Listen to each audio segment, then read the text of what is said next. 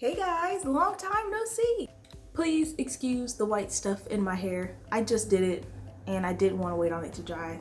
I know. I should wait, right? I should wait. I'm not going to, but I should, but I'm not going to. Anyway, how's the quarantine going? For me personally, it has not affected too much of my life. If anything, I think it's more affected my channel, if anything. If you see from the lack of videos. I was gonna do some traveling and put out some pretty cool vlogs, but traveling has effectively been canceled for who knows how long, so that's kind of went out the window. On a bright note, I got to go home and spend some time with my family. I was there for like a month. It was pretty nice being able to be back home for a little bit. While home, however, my brother asked me a really good question. He was like, Nika, how do you save? Off rip hearing that question, it's like, oh, that's like easy. Like, you know, you take the money from the checkings, you put it in the savings, easy. I was like thinking more into it when he said it. I was like, huh, I mean, how do I save? Because saving for me is something that I've been trying to make sure that like I incorporate regularly. Being an adult is expensive, so I really tried to think about that before I responded. And I kind of hit him with a couple of things that I thought would be really great to film a video out of. So let's get started. So one of the first things I said whenever he asked me how do I save money, I was like, set a budget. So for me, setting a budget means I need to know all of my bills, like what's gonna be due, what's gonna come out of my account, auto pay, etc. So like I need to know what it is and approximately how much it's gonna be. Every bill that we get, regardless of where it comes from, may not be the same amount. Credit card bills are not the same, electricity isn't the same. Like you have a couple of base bills, but for the most part things change.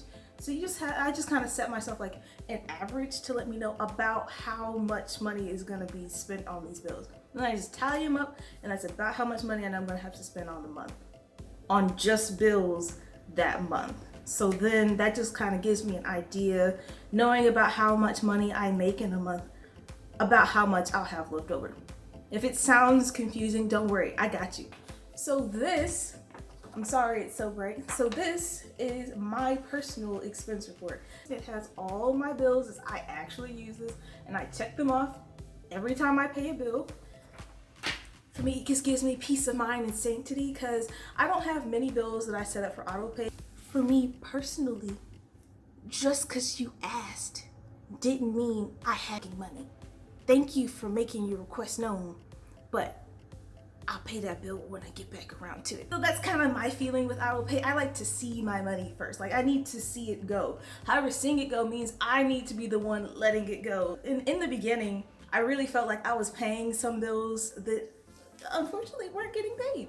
Now thankfully it wasn't anything like long term or anything like a super major bill, but it's just like, oh my goodness, like I almost forgot to pay that bill. Like I swore I paid this bill. Why did I just get an alert that like I have 5 days to pay this bill? I paid this bill. Yeah, that was beginning to be a regular dilemma for me, and I was like, nope, can't do it. So created this. All it has is, again, the bills, the month, the approximate amount for each bill, a bill that I have auto paid, you know, you can't avoid all of them, and then just me checking it off and letting me know what I've paid for. So along with bills, I do also have my savings put into this expense report. That's because I noticed that, granted, while I was able to have an approximation of about how much money I'd have at the end of the month, or how much just kind of free money I would have, that didn't really mean I was always saving it or making a point to save it or even noticing if I was saving it. Sometimes I would still kind of spend it. I put savings down on my expense report as a bill so I know that I should pay that bill each time. Now, again, that doesn't mean that bill gets paid all the time because things happen, but it just lets me know. And when I don't do it, I kind of think to myself like, oh my goodness, like I honestly sort of kind of should have done that. Let's do better this month. Now, a question for me that I kind of had was like, how much should you honestly save a month? Like $50, $100, $200? Like how much should I try to save? And really that depends on you, your budget, and what bills you have to pay. Some people are able to put away thousands of dollars. Some of us can only do 10. However, don't cheat yourself when it comes to saving. If this quarantine has taught you anything, please have some savings set aside. Something my father told me was that I needed to be able to sustain myself on my savings for at least a month, like at least a month. And he was looking at me like, you know, you could do better than a month, but having at least a month will allow you to have things happen. For example, my car, I had got sideswiped and the windshield cracked literally in the same month. So I had to pay insurance, I had to pay to get the window fixed, but thankfully I had some savings set aside, so it didn't really completely throw me off. It's kind of another note though, is don't be too hard on yourself when it comes to saving. I didn't start saving as soon as I got my job. It took a while. I don't think I started saving until maybe after 6 months. But that's because though, within those 6 months, I started to feel like I just had no money. Granted, I did go shopping here, there, out to eat, but it just didn't feel like the big fulfilling things that you feel like after the amount of money that you make on a job. Like, I should be able to like go on a vacation with this, go treat myself to a spa day with this money. However though, just for me not being able to gauge about how much money I was spending a month, I wasn't able to notice it. Now, however, now that I know about how much my bills are gonna cost and about how much money I'm gonna have to play around with, I'm able to better make decisions when it comes to like eating out, going out for drinks with my friends, etc. So like I'm able to think more about, I can't do that.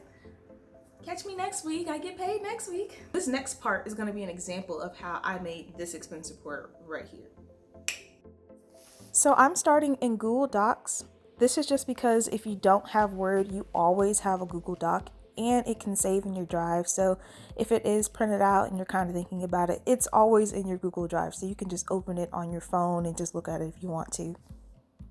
So you can't really see here, but this page is set up in portrait and I'm going to want it to be landscape. That way I have a lot more width to work with so I can put a lot more months into my chart. So what I do is I go to File, Page Setup, and then I just select landscape. I don't change anything else.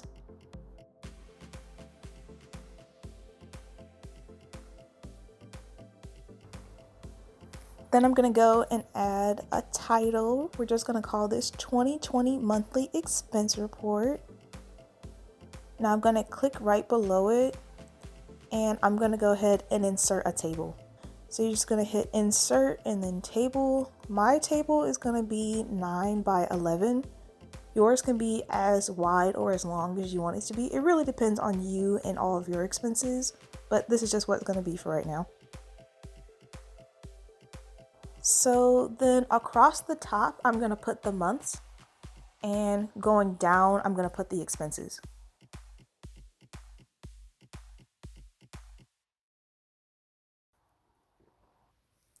So my first big expense is my apartment. So I'm gonna put apartment in, and then right below it, I'm gonna put the approximate amount that I pay for rent. These aren't real numbers, they're just examples.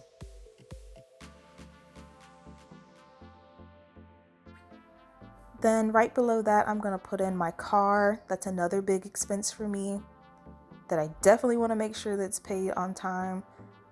Then after car, I'm gonna put down my credit cards. And then you can really just add whatever expenses that you need after that, but don't forget to include your savings. So then right below the table, I'm gonna put my auto deduction payments. Right now, the only one I have is my renter's insurance, so I'm just gonna put that below. And that's pretty much it. After that, that's just to make the chart kind of pop visually for me and to look a little better. You can add pictures, you can use color, you can bold things, you can make things bigger. I do like to make sure my margins and things look the same, so I like everything to kind of be in the center, and I like to be able to read the word fully and not have it kind of be falling off anywhere. But other than that, that's kind of it. So you see, it's easy, it's simple, and then for me, I go after this and I go print it out somewhere. But again, you don't have to print it out, especially if you made it in a Google Docs. You kind of have it on the go with you wherever you go. And that's all that's to it. It's not really that difficult. Honestly, if you don't want to print it out, you don't have to. I just like to be able to touch things. I need to be able to touch and see things whenever I do certain things. So me being able to check it off, I put it on my fridge, I see it every day. It just lets me know and have peace of mind that all is well in the kingdom. However, this is not the end all be all. This is not the perfect way to do it. There are tons of different ways to do it. Feel free to list how you do it down below. That would be really helpful for me, and it just give me an idea of some other things to do. Or if you have any recommendations or tips for things that you feel like would maybe make my experience report a little bit better, feel free to put those down there too. All help is welcome, especially to help everybody else.